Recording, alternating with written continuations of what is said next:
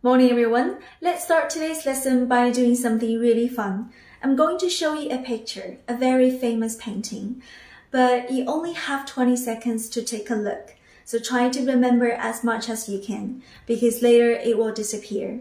And your job is to talk about it with the person next to you. For example, you can say, what can you see in the picture? Or do you know the name of the painting? Do you know anything about the artist? Or how do you feel when you see the painting? Okay, now everyone, are you ready? Yeah, have a look. Okay, now have your discussion, please. Time is up, everyone. Let's stop here. So, Amanda, can you tell us one thing that your partner mentioned just now? Oh, really? He knows the name of the painting? What is that? Yeah, Girl Before a Mirror. Okay, then what about Leah? Anything your partner said just now? Oh, really? Yeah, this one is painted by the famous artist Picasso. Okay, that's very good, guys. In this class, we're going to find more about this famous artist. So each one of you will get a paper like this. On the top, there was a short passage about this artist Picasso. And here, you will see 8 sentences about the passage. But sadly, they're not all correct. So your job is to read them through and then tick the correct ones. Is that clear? Now please go, 3 minutes. Okay, everyone, have a check with each other. Now let's check it together. So the first one? Yeah, okay. So just now we know there were 3 sentences that are not correct, right? Now let's see them one by one. First one should be sentence 3. So can you give me the correct version? He started to paint when he was 10. Okay, let me write the sentence here. All right, have a look. Is that about now or the future or the past? Yes, the past. Do we know exactly when? When he was 10 years old, right? Can we work out the year based on the passage here? Yeah, it should be 1891. Okay, so we know exactly when it happened, right? Now let's see the word I circled here, started. What can you tell me about this word, especially the ending part? It has got ed in the end. So what's this sentence made of? What's the first part? Yeah, the subject and then the verb. In which form? Past tense and then the rest apart, right? Okay, that's all about sentence 3.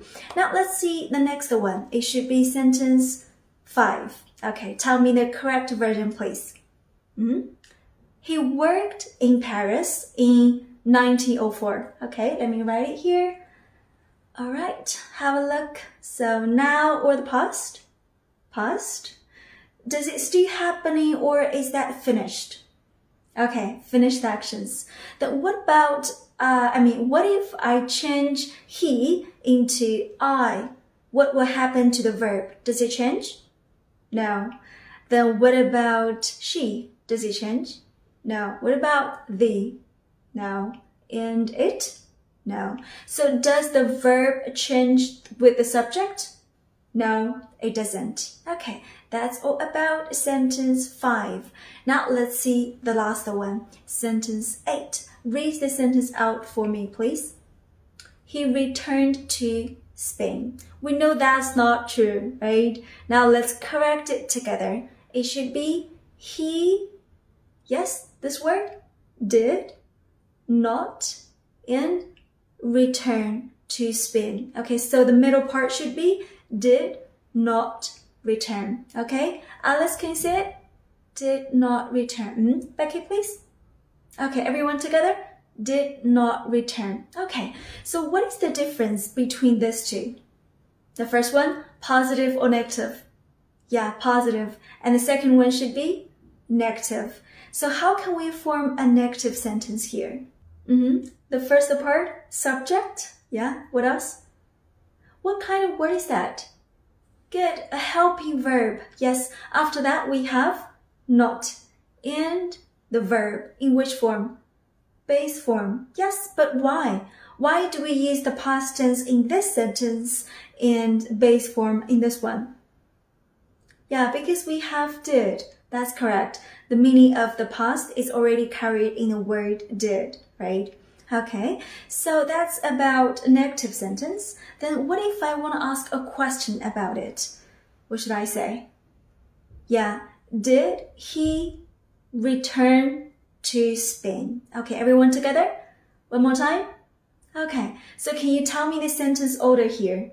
We need to have did and the subject, the base form of the verb, and the rest apart.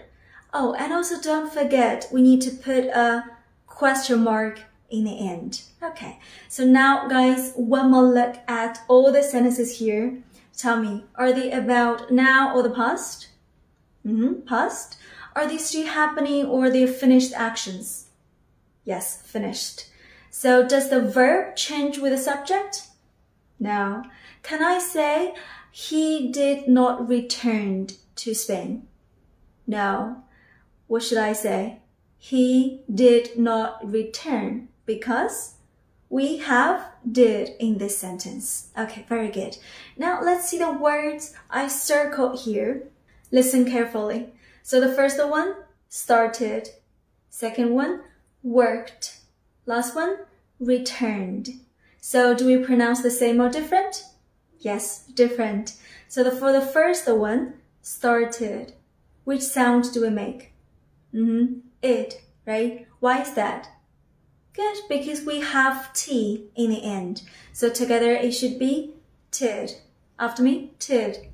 Together, started. Started. Okay, then the second one, worked. Worked. Which sound do we make here? T. Yes, T. Why is that? Listen for this word, work. K. K. When you are saying K, do you use your voice there? Can you feel it? No. So for these unvoiced letters, what kind of sound do we make? That's correct. T, right? Then what about the last one? Returned. Which sound is that? D. Yes, D. So why?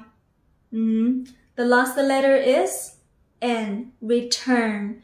So the sound is right? When you're saying that, you use your voice and you can feel it here. And for these voiced letters, we make the sound of D. Okay, very good. So now guys, we know when to use the past tense, and also we know how to form different sentences like positive, negative, and the questions. And also we know how to pronounce the verbs in the sentences. Now it's time for us to do some practice. So each one of you will get a paper with 5 sentences on it. And they're all about this famous artist, Picasso, but they're written in the present tense. So your job is to rewrite them in the past tense. But remember, just now we said for sentences in the past tense, we know exactly when it happened, right? So here, when you're writing your own sentence, you need to add the specific time. So you need to use the time in the bracket there. Clear? Okay, please go. 3 minutes. Time is up, everyone. Come back to me. Check with each other first. And now let's check it together. So first one. Okay. Guys, that's all about this famous artist. Now let's use this past tense to talk about something we did. Okay, eyes here. Are they complete sentences? No. Then what are you gonna do? Yeah, you're gonna finish them. For example, the first one, yesterday I didn't. So think about one thing that you didn't do yesterday and then finish this sentence. Okay? And for this part, last week I blah blah, or last year, last month. So think about something you did and finish these sentences. Get it? Now 3 minutes, go. Okay, guys, now please compare your sentences with your partner's and try to remember at least one thing your partner did last week. Get it? Okay, please go. All right, Leah, can you tell us one thing your partner did last week? Oh, that's good, that's good. But pay attention to the word watched, right? Because that's unvoiced letter, so we need to say t, right? Okay, guys, I'm very glad to know what you did or what you didn't do in the past. And now let's go back to this famous artist, Picasso.